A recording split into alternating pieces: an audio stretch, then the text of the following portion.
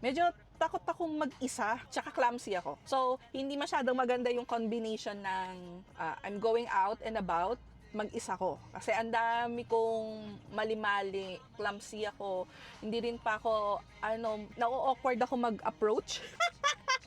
Na-awkward ako mag-approach kasi basta na-awkward ako mag-approach. Medyo may pinagsamahan na kami ng mga streamer friends ko noon. Kaya medyo familiar na rin kami sa mga ugali ng isa't isa kasi yung persona ko kasi sa streams as Mama Mia Plays is hindi naman nalalayo sa private personality ko talaga as myself. So parang yung alter ego ko na si Mama Mia is just really me na na hindi introvert kasi parang mas lumalabas yung kakulitan ko when I'm alone. 'Di ba parang may sira sa ulo ata ang dating, sandali lang.